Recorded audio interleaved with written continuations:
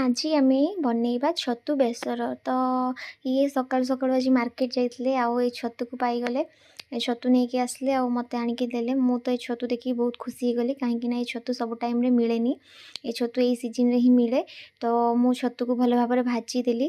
ଭାଜିଲା ପରେ ଦେଖୁଥିବେ ଛତୁରୁ କେତେ ପାଣି ବାହାରୁଛି। ଛତୁକୁ ପାଣି ମରିଲା ପର୍ଯ୍ୟନ୍ତ ଭାଜିବେ। ଦେଖନ୍ତୁ ଏବେ ଛତୁରୁ ପାଣି ମରିଗଲାଣି। ଏବେ ଛତୁକୁ ଗୋଟେ ପ୍ଲେଟ୍‌କୁ କାଢ଼ିଦେବା ଆମେ। ମୁଁ ଏବେ ଛତୁକୁ ଗୋଟେ ପ୍ଲେଟ୍‌କୁ କାଢ଼ିଦେଲି। ତାପରେ ପୁଣି କରେଇରେ ତେଲ ଗରମ କଲି। କରେଇରେ ତେଲ ଗରମ କଲା ପରେ ମୁଁ କାଟିକି ରଖିଥିବା ପିଆଜକୁ ଏବେ ୟାଥିରେ ଦେଲି। ପିଆଜ ଆପଣଙ୍କର ଲାଲି ହେଲା ପର୍ଯ୍ୟନ୍ତ ଭାଜିବା।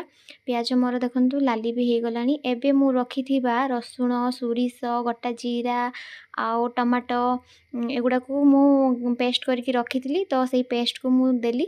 ସେ ପେଷ୍ଟକୁ ଏବେ ଆମେ ଭଲ ଭାବରେ କଷିବା। ଭଲ ଭାବରେ କଷିବା।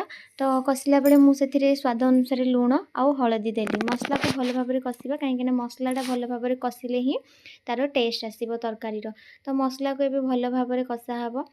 ତ ମସଲାକୁ ମୁଁ ଏଇଠି ଭଲ ଭାବରେ କଷୁଛି, ଦେଖିପାରୁଥିବେ। ମୁଁ କେବଳ ଏଇଠି ହଳଦୀ ଆଉ ଲୁଣ ହିଁ ଦେଇଛି, ଅଲଗା କୌଣସି ଗୁଣ୍ଡ ମସଲା ଦେଉନାହିଁ। କାହିଁକିନା ଯେତେ ଗୁଣ୍ଡ ମସଲା ଦେବା ସେତେ ଖରାପ ଲାଗିବ। ତ ମୁଁ ଏଠି କେବଳ ଲୁଣ ଆଉ ହଳଦୀ ଦେଇକି ମସଲାକୁ ଭଲ ଭାବରେ କଷିଲି। ମସଲାରୁ ତେଲ ବାହାରିଗଲାଣି ଦେଖୁଥିବେ। ତ ମସଲା ଆମର ପୁରା ହେଇଗଲାଣି। ତ ଏବେ ମୁଁ ଭାଜିକି ରଖିଥିବା ଛତୁ ଆଉ କଞ୍ଚା ଆଳୁକୁ ଦେଇଦେଲି। ତାକୁ ଭଲ ଭାବରେ ଆମେ ଏପଟ ସେପଟ କରିକି ମିଶାଇ ଦେବା। ତ ତାକୁ ମୁଁ ମସଲା ସହିତ ଭଲ ଭାବରେ ମିଶାଇ ଦେଉଛି, ଛତୁ ଆଉ ଆଳୁକୁ। ତାକୁ ମିଶାଇ ସାରିଲା ପରେ ମୁଁ ଭିଜେଇକି ରଖିଥିଲି ଆମ୍ବୁଲ। 2 ପିସ୍ ଆମ୍ବୁଲକୁ ମୁଁ ଭିଜେଇକି ରଖିଥିଲି। ଆପଣ ଚାହିଁଲେ ଅଧିକା ଆମ୍ବୁଲ ବି ଦେଇପାରିବେ। ଯେତିକି ଖଟା ଖାଇବେ ସେଇ ହିସାବରେ ଆମ୍ବୁଲ ଦେବେ। ମୁଁ 2 ପିସ୍ ଆମ୍ବୁଲକୁ ଭିଜେଇକି ରଖିଥିଲି।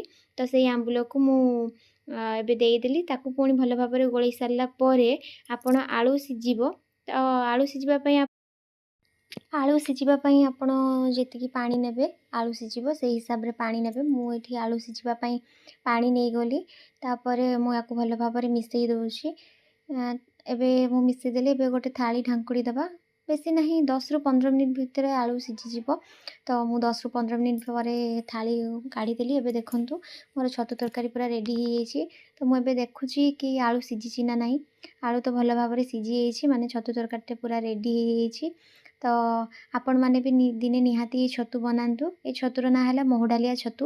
ତ ଆପଣମାନେ ମହୁଡାଲିଆ ଛତୁ ଯେବେ ବି ପାଇବେ ଛତୁ ବେସର ହିଁ ବନେଇବେ। ଛତୁ ବେସର ବନେଇଲେ କେମିତି ଲାଗିବ ମୋତେ କମେଣ୍ଟ ମାଧ୍ୟମରେ ନିହାତି କହିବେ। ଭିଡ଼ିଓଟି ଭଲ ଲାଗିଥିଲେ ଲାଇକ୍ ନିହାତି କରିବେ। ତ ସାଙ୍ଗମାନେ, ଆଜିର ଭିଡ଼ିଓ ମୁଁ ଏଇଠି ଏଣ୍ଡ କରୁଛି। ନେକ୍ସଟ ଭିଡ଼ିଓ ମୁଁ ଆଉ କ'ଣ କରିବି ସେଇ କମେଣ୍ଟ କରିବେ।